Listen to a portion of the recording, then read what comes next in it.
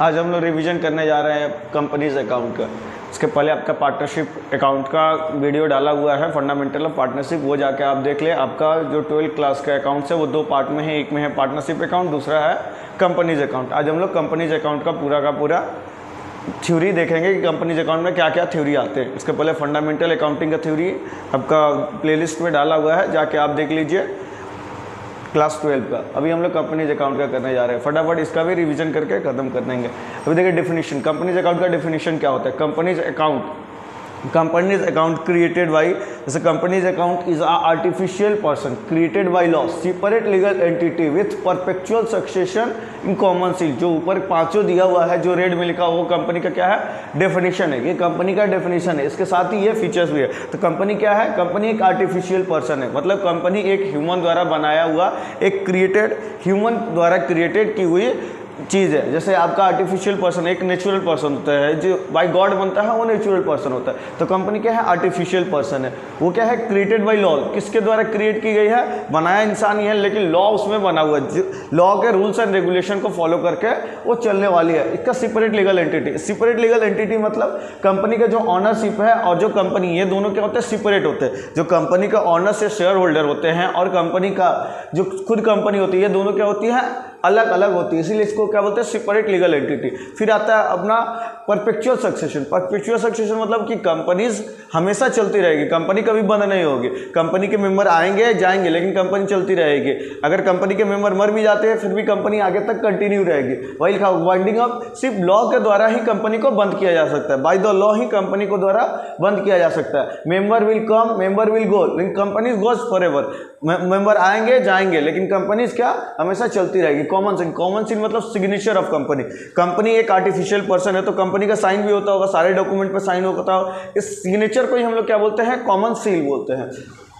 इसके अलावा कंपनी का क्या होता है, लायबिलिटी लिमिटेड होता है। जैसे हम लोगों ने इसके पहले क्या पढ़ा है, पार्टनरशिप का क्या होता है, लायबिलिटी, पार्टनरशिप का लायबिलिटी अनलिमिटेड होता है। मतलब अगर पार्टनरशिप किसी वजह से खत्म होती है तो पार्टनरशिप के घर के भी सामान को जब्त करके लिया जा सकता है, लेकिन कंपनी का लायबिलिटी क्या होता है, लिमिटेड होता है। मतलब कंपनी अगर बंद होती है तो सिर्फ कंपनी के प्रोडक्ट या कंपनी के चीज़ें या कंपनी के एसेट्स को ही जब्त किया जाएगा। कंपनी जो शेयर होल्डर है या फिर जो कंपनी में पैसा लगा हुआ ऑनर, उनके घरों की चीज़ों को जब्त नहीं किया जाएगा। फिर उसके बाद आता है कि ट्रांसफर ऑफ शेयर्स। कंपनी अपने शेयर्स को ट्रांसफर कर सकती है, सिर्फ प्राइवेट कंपनी नहीं कर सकती। उसके आर्टिकल ऑफ एसोसिएशन में अगर लिखा रहेगा तो कर सकते हैं, लेकिन आर्टिकल ऑफ एसोसिएशन में ये रिस्ट्रिक्ट होता है, ये मनाही होता है कि कंपनी अपने प्राइवेट कंपनी अपने शेयर को ट्रांसफर नहीं, पब्लिक कंपनी अपने शेयर को फ्रीली ट्रांसफर कर सकती है। तो अभी हम लोगों ने इसका फीचर पढ़ा, इसके साथ डेफिनेशन भी देख लिया। डेफिनेशन में क्या आता है, आर्टिकल कंपनी क्या है, एक आर्टिफिशियल पर्सन है, क्रिएटेड बाय लॉ है, सेपरेट लीगल एंटिटी है, परपेचुअल सक्सेशन है, कॉमन सील है। उसके बाद और इसमें 2 जोड़ देंगे तो ये कंपनी का फीचर हो जाएगा। आर्टिफिशियल पर्सन मतलब कंपनी ह्यूमन के द्वारा बनाई हुई होती है, क्रिएटेड बाय लॉ मतलब ये लॉ के द्वारा रेगुलेट की जाती है, सेपरेट लीगल एंटिटी मतलब ऑनर और कंपनी दोनों अलग अलग चीजें होते हैं। कंपनी के मेंबर और कंपनी ये दोनों क्या होती हैं, अलग अलग चीजें होती है। परपेचुअल सक्सेशन मतलब कंपनी का अपना, कंपनी कभी बंद नहीं हो सकती, कंपनी हमेशा चलती रहेगी, सिर्फ ये बाय द लॉ बंद हो सकते हैं। मेंबर चाहे मेंबर, कंपनी के मेंबर मर भी जाते हैं तो भी कंपनी चलती रहेगी। जैसे पार्टनरशिप में होता है, पार्टनरशिप के सारे पार्टनर्स मर गए तो पार्टनरशिप बंद होती है। वैसे ही आपका सोल पर पार्टनरशिप होता है कि अगर उसके ऑनर मर गए तो वो बंद हो जाती है, लेकिन कंपनी में उसके मेंबर से कोई फर्क नहीं पड़ता, या फिर उसके जो ऑनर्स होते हैं उनसे कोई फर्क नहीं पड़ता। कंपनी में नए लोग आएंगे और कंपनी हमेशा चलती रहेगी। अब कंपनी का फिर कॉमन सील, कंपनी की जो सिग्नेचर करती है वो कॉमन सील होता है। कंपनी का लायबिलिटी क्या होता है, लिमिटेड होता है। और ट्रांसफर ऑफ शेयर, कंपनी अपने शेयर को फ्रीली ट्रांसफरेबल कर सकती है। इसके अलावा कंपनी एक आर्टिफिशियल पर्सन है, मतलब ये कंपनी एक कॉन्ट्रैक्ट में जा सकती है। कंपनी क्या कर सकती है, कॉन्ट्रैक्ट में इंटर कर सकती है। कंपनी बिजनेस को चला सकती है और कंपनी पे भी सू किया जा सकता है और कंपनी भी किसी पे, मतलब कंपनी पे भी कोई केस कर सकता है और कंपनी भी किसी पे केस कर सकती है। उस कंपनी को चलाने के लिए आगे पढ़ेंगे हम लोग, इनकॉर्पोरेशन होता है। तो कैसे कंपनी किसी पे केस कर सकती है, क्या होता है। कंपनी का इनकॉर्पोरेशन के 4 स्टेज होता है। पहला होता है प्रमोशन, जो आदमी कंपनी तैयार करे, एक पर्सन या ग्रुप ऑफ पर्सन, कुछ पर्सन मिलकर कंपनी को तैयार करते हैं, उनको क्या बोलते हैं हम लोग? प्रमोटर्स बोलते हैं। जो ग्रुप ऑफ पर्सन कंपनी को तैयार करते हैं उसको क्या बोलते हैं? प्रमोटर्स बोलते हैं। फिर ये जाते हैं कंपनी का क्या करते हैं? इनकॉर्पोरेशन या रजिस्ट्रेशन कराते हैं। कंपनी का एक रजिस्ट्रार सर्टिफिकेट होता है, वो कंपनी को रजिस्ट्रेशन करवाते हैं। तो जो कंपनी का प्रोसीजर हो तो आरओसी के पास अप्रूव करते हैं। रजिस्ट्रेशन ऑफ इनकॉर्पोरेशन के बाद जाके वहाँ रजिस्ट्रार ऑफ कंपनी में जाते हैं, वहाँ पे अप्रूव कराते हैं। जैसे कंपनी का नाम है, ये नाम पिछला कभी नाम यूज हुआ है कि नहीं हुआ है, वहाँ वो अप्रूव करने के बाद कंपनी, अगर वो नाम सही होता है तो उसको आरओसी अप्रूव कर देता है और वो आगे की तरफ कंपनी चला जाता है। फिर उसके बाद क्या होता है कि प्रमोटर्स जो होते हैं, जो कंपनी क्रिएट किए हैं, वो वहाँ आरओसी में अपना क्या क्या सबमिट करते हैं? अपना मेमोरेंडम ऑफ एसोसिएशन, कंपनी में क्या रूल्स रेगुलेशन है, आर्टिकल ऑफ एसोसिएशन कंपनी के लिए क्या क्या अलग से बना, वो सारी चीज़ें। फिर जो कंसेंट ऑफ, मतलब अगर कंपनी चले तो उसके फर्स्ट डायरेक्टर जो कंपनी को मैनेज करने के लिए तैयार हो, कंपनी के जो मैनेजमेंट के लोग तैयार हुए हैं मैनेज करने के लिए, वो फर्स्ट डायरेक्टर का कंसेंट चाहिए होता है। डिक्लेरेशन ऑफ कंपनी, मतलब कंपनी को में जो जो लिखा हुआ है, इन सभी चीज़ों को मान करके ये बना हुआ है, मतलब ये वो सारी चीज़ें लिखी हुई है जो एक कंपनी एक्ट में होनी चाहिए, जो वो सारे रूल को फॉलो कर रहे हैं जो कंपनी एक्ट में होनी चाहिए। उसके बाद इनको क्या मिलता है? Certification of incorporation. मतलब अभी क्या हुआ? अभी एक कंपनी तैयार हो गई, अभी क्या एक हुआ? एक कंपनी तैयार हो गई। फिर उसके बाद जैसे आप जब गाड़ी चलाते हैं तो एक गाड़ी मिल गई, उसके बाद आपको गाड़ी चलाने के लिए ड्राइविंग लाइसेंस का जरूरत पड़ता है। तो वैसे ही ये कमेंसमेंट ऑफ बिजनेस, मतलब आपको एक लाइसेंस मिल गया कि अब अपने कंपनी को चालू कीजिए। भले आपने गाड़ी खरीदा, उसका क्या नाम है? Certification of incorporation. मतलब आपकी कंपनी तो तैयार हो गई लेकिन कंपनी अभी चल नहीं सकती है। उसके बाद जब कमेंसमेंट ऑफ बिजनेस होता है ना, तब कंपनी अब आगे की तरफ चलेगी। तो कमेंसमेंट कितने दिनों के अंदर होना चाहिए? इनकॉर्पोरेशन के 180 दिनों के अंदर में कंपनी का क्या होना चाहिए? कमेंसमेंट हो जाना चाहिए, मतलब कमेंसमेंट ऑफ बिजनेस स्टार्ट हो जानी चाहिए। ये कमेंसमेंट में जो भी चीजें लिखी है वो स्टार्ट हो जाए। तो ये क्या होता है? कमेंसमेंट ऑफ बिजनेस क्या होता है? एक सर्टिफिकेशन होता है कि कंपनी अब यहां से आगे चलने वाली है। इसके अलावा पब्लिक कंपनी क्या करती है? एक डॉक्यूमेंट इश्यू करते हैं। प्राइवेट कंपनी डॉक्यूमेंट नहीं इश्यू करती क्योंकि कुछ ही लोग रहते हैं, सारे मेंबर लेते हैं, लेकिन पब्लिक कंपनी बहुत सारे लोग पैसे लगाते हैं, वो जो डॉक्यूमेंट इशू करती है उसमें सारे कंपनी का राइट स्विच सब कुछ लिखे रहते हैं। उसको क्या बोलते हैं? प्रोस्पेक्टस। जैसे किस तरह की कंपनी है, आगे कितना प्रॉफिट देगी कंपनी, लोग अगर शेयर लगाएंगे तो कितना शेयर देगी, कितना शेयर किसके पास पड़ा हुआ है, आगे की कंपनी क्या करना चाहती है, वो सारी चीजें किसमें लिखा रहता है? प्रोस्पेक्टस में लिखा रहता है। फिर क्या आता है उसके बाद? Capital subscription. फिर अब कंपनी का क्या बन गया? कंपनी तैयार हो गई, उसका इनकॉर्पोरेशन हो गया, फिर उसका एक कमेंसमेंट भी हो गया, कंपनी अब रेडी भी है चलने के लिए। फिर कैपिटल कंट्रीब्यूशन, इसमें जितने जितने लोग, अगर अब आगे क्या है, कंपनी अब अपना आईपीओ निकालेगी, या कंपनी अगर आईपीओ पब्लिक कंपनी बनना चाहेगी तो लिमिटेड कंपनी आईपीओ नहीं है कुछ भी आगे, तो अब लोग क्या कर सकते हैं? सब्सक्राइब करेंगे। अब कंपनी क्या करती है? अपने ही कुछ शेयर को बेच करके सामने से लोगों से पैसा लेकर के कंपनी को चलाती है, तो उसको क्या बोलते हैं? सब्सक्रिप्शन बोलते हैं। तो कंपनी क्या करेगी? कुछ कैपिटल सब्सक्रिप्शन ले लेगी और जो मेमोरेंडम में वैल्यू लिखा रहता है उतना पे एग्रीड करके वो क्या कर लेगी? एक अमाउंट लेके कंपनी उसको आगे चलाएगी। तो हम लोग क्या समझे अभी? कंपनी कितने स्टेजों में तैयार? इनकॉर्पोरेशन, तो पहला तो प्रमोशन जिसमें प्रमोटर्स कंपनी बनाते हैं। दूसरा क्या होता है? रजिस्ट्रेशन ऑफ कंपनी, जिसमें कंपनी का इनकॉर्पोरेशन सर्टिफिकेशन ऑफ इनकॉर्पोरेशन मिलता है। फिर कंपनी का 180 दिन के अंदर कमेंसमेंट भी करवाना होता है। फिर उसके बाद कैपिटल का जो सब्सक्रिप्शन होता है, या फिर कैपिटल यहीं से सब्सक्राइब होना चालू करता है, यहीं से लोग कंपनी का क्या करते हैं? सब्सक्रिप्शन लेना अब स्टार्ट कर रहे थे। इसको क्या बोलते हैं? कैपिटल सब्सक्रिप्शन बोलते हैं। यहाँ तक हम लोग समझ गए।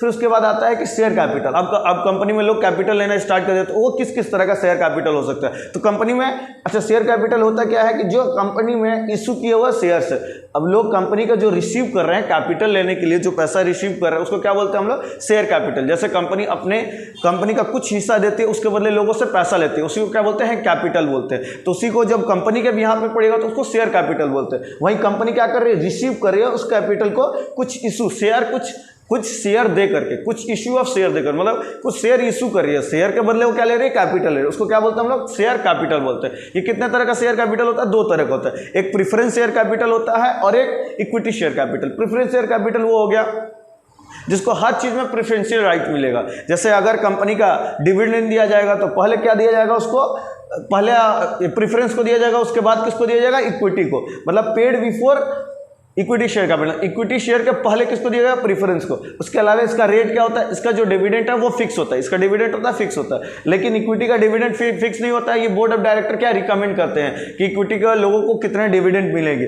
उसके बाद कन्वर्टेबल, ये प्रीफरेंस शेयर कैपिटल बाद में चल के इन फ्यूचर इक्विटी शेयर में कन्वर्ट हो सकता है, लेकिन इक्विटी शेयर कैपिटल किसी चीज में कन्वर्ट नहीं हो सकता। इक्विटी शेयर कैपिटल आप लेना चाहते हैं लीजिए, नहीं लेना चाहते आप मार्केट से निकल सकते हैं। फिर उसके बाद क्या आता है? Voting rights. प्रीफरेंस शेयर, जो प्रेफरेंस शेयर होते हैं वो सिर्फ अपने या स्पेशल सर्कमस्टांसेस होते हैं या फिर जो उनके ऊपर असर डालने वाला होता है, सिर्फ उसी पे वो राइट अपना वोटिंग दे सकते हैं। लेकिन इक्विटी शेयर को हर जगह अपना वोटिंग दे सकते हैं। इक्विटी शेयर कैपिटल कंपनी के किसी भी काम में अगर जहां वोटिंग हो रहा है वहां दे सकता है, लेकिन प्रेफरेंस शेयर कैपिटल हर जगह वोटिंग नहीं दे सकते, वो सिर्फ स्पेशल सर्कमस्टांसेस में ही अपना वोटिंग दे सकते हैं। इसके अलावा रीपेमेंट, अगर कंपनी बंद हो रही तो पहले किसको, प्रेफरेंस शेयर होल्डर को या फिर प्रेफरेंस जो कैपिटल लगाए होंगे उनको पैसा मिलेगा और उसके बाद जो पैसा बच जाएगा वो इक्विटी को मिलेगा। इसके बाद हम लोग देखते हैं काइंड्स ऑफ कंपनी, कितने तरह की कंपनियां होती हैं। कंपनी कितने तरह की होती है, कंपनी 3 तरह की होती है। मेनली बेस पे कंपनी कितने तरह की होती है, 3 तरह की। Private company, public company, 1% company. Private company, public company, 1% company. अब मेंबर देखते हैं, प्राइवेट कंपनी में मिनिमम कितने मेंबर होने चाहिए, 2। पब्लिक कंपनी में मैक्सिमम 7 मेंबर होने चाहिए, वैसे ही 1% में 1 मेंबर होने चाहिए। फिर आते हैं मैक्सिमम कितने होने चाहिए, तो आपका प्राइवेट कंपनी में मैक्सिमम 200 मेंबर होने चाहिए। पब्लिक कंपनी का कोई लिमिट नहीं होता है, कितने भी हो सकते हैं। और उसके बाद 1% कंपनी में मिनिमम और मैक्सिमम दोनों एक ही मेंबर होता है। डायरेक्टर पे आते हैं, प्राइवेट कंपनी में मिनिमम 2 डायरेक्टर हो सकते हैं, पब्लिक कंपनी में मिनिमम 3 डायरेक्टर हो सकते हैं और 1% कंपनी में मिनिमम 1 डायरेक्टर। तो अभी हम लोग क्या देखा, मेंबर फिर डायरेक्टर मिनिमम कितने होते हैं, प्राइवेट में 2, पब्लिक में 3, 1% में 1 और मैक्सिमम 15, तीनों में 15 डायरेक्टर रख सकते हैं अपनी कंपनियां।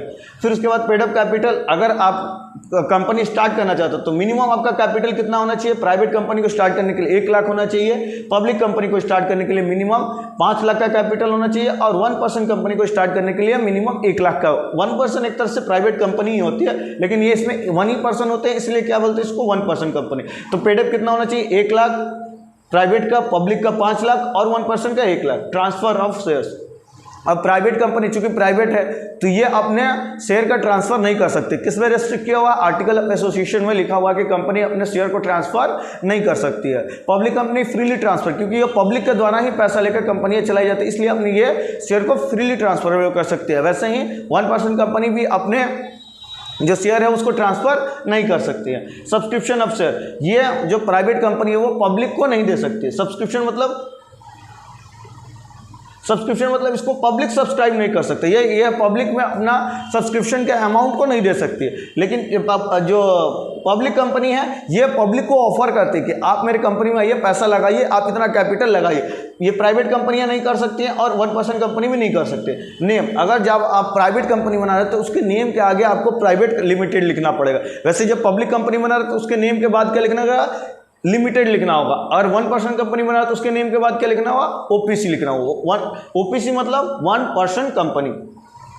अभी आपने ये देखा, इसके अलावे जो पब्लिक और प्राइवेट कंपनियां हैं इसके भी 3 पार्ट्स दिए हुए हैं। पहला क्या है, लिमिटेड अनलिमिटेड कंपनी। अभी हम लोग क्या पढ़ते हैं, कंपनी का लायबिलिटी क्या होता है, लिमिटेड। लेकिन कुछ अनलिमिटेड कंपनियां भी होती हैं जिसके मेंबर्स का अनलिमिटेड होता है लायबिलिटी, मतलब अगर कंपनी बंद हो रही है तो उनके घर से भी पैसा लिए जा सकते हैं। ये रेस्ट्रिक्ट है, ये इंडिया में लगभग ना के बराबर है। कोई भी कंपनी इंडिया में अभी तक अनलिमिटेड कंपनी वाली नहीं बनाई गई है। दूसरा होता है लिमिटेड बाई गारंटी, मतलब अगर कंपनी बंद हो रहा है तो आपको एक गारंटी अमाउंट दिया जाएगा, उसी गारंटी अमाउंट का आपको दिया जाएगा। अगर कंपनी किसी केस में बंद हो रही तो आपको बोलेगा कि आपकी कंपनी मानते, आपको बोली कि 10 लाख, कंपनी इनकेस बंद हो जाएगा तो आपको 10 लाख रुपया मिलेगा।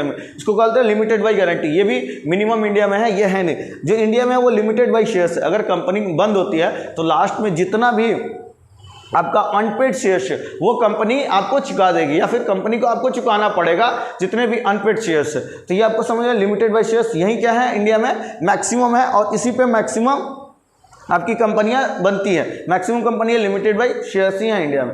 फिर आते हैं आपका शेयर कैपिटल। अभी हम लोगों ने 2 तरह का शेयर कैपिटल बोला, प्रेफरेंस शेयर कैपिटल और इक्विटी शेयर कैपिटल। अब देखते हैं ये क्लासिफिकेशन, ये 2 तरह की कंपनियां हैं और इनका क्लासिफिकेशन कैसे किया।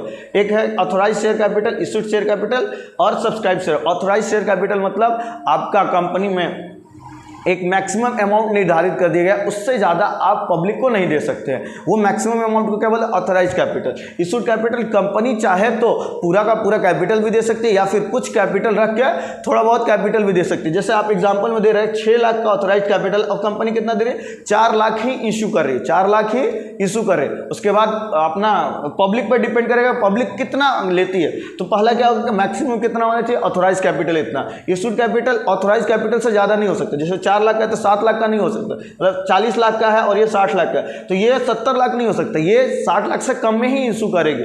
और जितना भी इशू करे उसके बाद जितना पब्लिक अपना लेगा। हो सकता है कि वो 40 का 40 ले ले, हो सकता है 40 का 35 ले, 40 का वो 42 ले, कितना भी वो ले सकता है। तो कंपनी इशू कितना किया, 40 लाख। सब्सक्राइब कितना हो गया, हो सकता है 35 लाख हो, 38 लाख हो, कितना भी सब्सक्राइब हो सकता है। फिर जब सब्सक्राइब में आता है तो सब्सक्राइब में दो तरह का होता है, एक सब्सक्राइब फुली पेड अप होता है, एक subscribe not fully paid up. Subscribe fully paid up में मतलब कंपनी ने अगर 10 रुपया का शेयर दिया फेस वैल्यू और कंपनी को पूरा का पूरा 10 रुपया मिल जा रहा है तो उसको कंपनी को क्या बोलेंगे, फुली पेड अप। फिर company not fully paid up में भी दो तरह का होता है, एक तो कंपनी कॉल्ड अप ही उतना ही अमाउंट का रखिया, फिर भी जैसे कंपनी का शेयर 10 रुपया, मतलब शेयर का प्राइस जो है 10 रुपये का, लेकिन कंपनी क्या कर रही है, मार्केट में 8 ही रुपया मांग रही है, लोगों से क्या कर रही है, 8 रुपया मांग रही है, तो लोग 8 रुपया देंगे और 2 रुपया नहीं देंगे। इसको भी क्या बोलेंगे, subscription not fully paid up. मतलब कंपनी 10 रुपया तो है लेकिन कंपनी 8 रुपया मांग रहे हैं, लोग 8 रुपया दे। ये भी क्या है कि आपका जो फेस वैल्यू का टोटल फेस वैल्यू का नॉट कॉल्ड अप में आएगा, ये आपका क्या आएगा, नॉट कॉल्ड अप में, मतलब ये अभी पूरा हुआ नहीं है। अब कॉल्ड अप वैल्यू क्या है, कॉल्ड अप वैल्यू 10 का है, कंपनी भी 10 ही का दे रही है, लोग कितना दिए, 8 दिए, तो ये भी क्या हो जाए, subscribe not fully paid up. अभी हम लोग ये समझते हैं कि क्या होता है, ऑथराइज कैपिटल होता है, कंपनी मैक्सिमम अपना अमाउंट यही लगाएगी, इशू कैपिटल जिस पे कंपनी लोगों को सामने पैसा रख रही है कि इतना पैसा हम आपको देंगे। सब्सक्राइब कैपिटल कंपनी से कितने पैसा लोग ले रहे हैं उसको सब्सक्राइब कैपिटल बोलेंगे। दो तरह का होता है, एक फुली पेड अप की लोग पूरा पूरा पैसा दे करके अमाउंट ले रहे हैं, एक होता है नॉट फुली पेड अप में भी दो तरह का होता है कि कंपनी कितना पे कॉल्ड अप किया है, कंपनी कितना पे कॉल्ड अप नहीं किया। कंपनी कॉल्ड अप किया है उसी पे पूरा का पूरा वैल्यू मिल गया तो कंपनी का called up to face value हो जाएगा। और एक कंपनी का होता है कि वो पूरा का पूरा बोली हुई है 10 का रुपया नहीं मिला, उसको कितना मिला, 8 रुपया मिला है, तो उसको क्या बोलेंगे कि टोटल फेस वैल्यू हुआ है बट रिसीव पूरा नहीं हुआ है। फिर हम लोग आते हैं कि शेयर कैपिटल किस तरह से इशू किया जा सकता है। शेयर कैपिटल मेनली दो ही तरह से इशू किया जा सकता है, at par, at premium. At discount पहले कभी किया जाता था लेकिन कंपनीज एक्ट 2013 में ये सेक्शन 53 में रेस्ट्रिक्ट है, ये मनाही है, इसको हम लोग नहीं दे सकते। तो एट डिस्काउंट पे कहीं भी शेयर इशू नहीं किया जा सकता है। फिर एट प्रीमियम पे इशू किया जा सकता है, वो सेक्शन 54 में। तो एट पार और एट प्रीमियम पे ही इशू किया जा सकता है कंपनी में। फिर उसके बाद आते अगर एक शेयर का दाम 10 रुपया तो उसमें अलग अलग लोग आएंगे, फिर अलग अलग लोग अलग अलग समय पे इंस्टॉलमेंट बेसिस पे कंपनी क्या करती है, अपने कैपिटल को इंस्टॉलमेंट बेसिस पे लेती है। तो उसी को हम लोग क्या बोलते हैं कि application money, allotment money, first call और सेकंड कॉल। मतलब कंपनी क्या कर रही है, 10 रुपये को इंस्टॉलमेंट बेस पे ले रही है। तो एप्लीकेशन मनी क्या हो गया, जो कंपनी शुरुआत में लगाई है पैसा और लोग लेने आ रहे हैं उसको क्या बोलते हैं, एप्लीकेशन। जैसे एक टोकन अमाउंट है, जैसे आप एक बाइक खरीदने जा रहे हैं तो आप क्या करते हैं कि डाउन पेमेंट करते हैं, अमाउंट का क्या करते हैं, डाउन पेमेंट। तो आप पहले ही आप सियोरिटी दे रहे हैं कि हम आपके सामान को खरीदने ही वाले। वैसे ही ये कंपनी होती है, एक सियोरिटी लेती है कि हम अगर एप्लीकेशन दिया तो आप कुछ ना कुछ अमाउंट दीजिए और कंपनी से एक एप्लीकेशन ले, तो कंपनी क्या श्योर होगा कि ये मेरे अमाउंट को लोग लेंगे ही लेंगे। तो उसके बाद अलॉट होता है। अलॉट मतलब कि कंपनियां बना के रखी हैं, आपने 3 रुपये का ले लिया है, फिर इन फ्यूचर जाके आप 2 रुपये का भी, मतलब आप पूरा का पूरा एक इंस्टॉलमेंट बेस पे करेंगे। पहले आप 3 दे दिए, फिर 2 देंगे, फिर 1 देंगे, फिर 4 देंगे, अब ये जितनी इच्छा। तो आप दूसरी बार जो करेंगे उसको अलॉटमेंट बोलते हैं, तीसरी बार आप करेंगे तो उसको फर्स्ट कॉल बोलेंगे, चौथी बार सेकंड कॉल, 5वीं बार करेंगे तो उसको थर्ड कॉल भी बोलते हैं, और जो लास्ट वाला का आप पेमेंट करें उसको फाइनल कॉल बोलते हैं। यहाँ सेकंड कॉल में ही लास्ट का पेमेंट हो गया, जैसे 3 रुपये का, यहाँ 3, 2, 5, 4, 9, 1, 10, 10वां का पेमेंट ये होगा, इसलिए इसको क्या बोलते हैं, फाइनल कॉल भी बोलते हैं। तो एप्लीकेशन क्या होगा, टोकन अमाउंट हो गया, ये अलॉटमेंट हो गया। अब इस पे लोग पैसा देंगे और बाद में जाके अपना कैपिटल को ले लेंगे। और सेबी गाइडलाइंस के हिसाब से जो एप्लीकेशन, जैसे आपने 10 रुपये का एप्लीकेशन ले, मिनिमम 2.5 रुपया तक तो लोगों को आपको देना ही पड़ेगा। मैक्स टू मैक्स अब 2.5 रुपये से कम पे आप अपना शेयर को नहीं दे सकते। तो आपको एप्लीकेशन मनी कितना देना पड़ेगा, 2.5 या 2.5 रुपये से ज़्यादा। तो आपको कितना देना, एप्लीकेशन मनी टू एटलीस्ट 25%, जितना भी आपका शेयर का फेस वैल्यू है उसका मिनिमम। जैसे 20 रुपये फेस वैल्यू है तो आप 2.5% कीजिएगा तो 20 का 2.5% आपका 5 रुपया हो जाएगा। तो आपको 5 रुपया देना ही देना पड़ेगा। यहाँ 10 का है तो 10 का 2.5% मतलब 2.5 रुपया आपको कंपनी को देना ही देना है एप्लीकेशन में। और ये तो दोनों के बीच में गैप है, जैसे एप्लीकेशन से अलॉटमेंट मनी, अलॉटमेंट, तो ये कितना इंस्टॉलमेंट, मिनिमम कितना गैप होना चाहिए, मिनिमम 1 महीने का। ये नहीं कि आपको कंपनी अभी दी और 2 दिन बाद फिर से पैसा मांग, 2 दिन बाद नहीं मानेगी, मिनिमम कितना का गैप होना चाहिए, 1 महीने का गैप होना ही होना चाहिए ये दोनों के बीच में।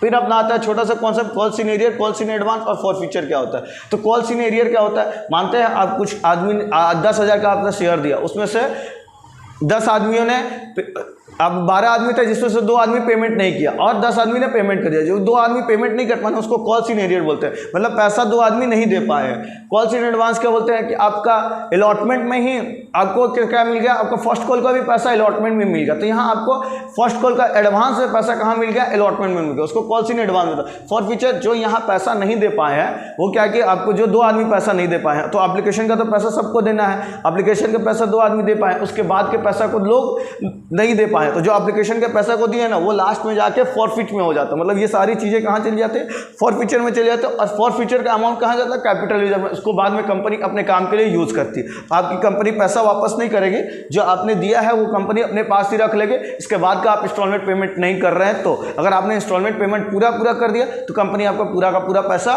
दे देगी। इसके अलावा और इसमें और कोई कॉन्सेप्ट, थोड़ा बहुत जो भी कॉन्सेप्ट होगा उसका रिवीजन आपका प्रैक्टिकल क्वेश्चन में हो जाएगा। अभी तक का यही सारा आपका थ्योरी का पार्ट है, इसका स्क्रीनशॉट ले लीजिए। आज का क्लास यहीं तक रखते हैं, फ्यूचर के लिए ऑल द बेस्ट। अभी जो भी आपको प्रॉब्लम आ रहे हैं उसको नीचे आप कमेंट सेक्शन में लिख सकते हैं। इस चैप्टर से रिलेटेड कुछ भी क्वेश्चन आ रहे हैं आप कमेंट सेक्शन में, और आपको इस वीडियो के नीचे ही एक आपका टेलीग्राम का लिंक मिल जाएगा जिसमें आपको इससे रिलेटेड नोट्स भी मिलते रहेंगे, तो आप उस पर भी जुड़े रहे। उसमें आपका एमसीक्यू के क्वेश्चन भी आते रहते हैं और बीच बीच में छोटा छोटा टेस्ट होते रहता है, तो भी आपके टेलीग्राम पे अपडेट होते रहेंगे।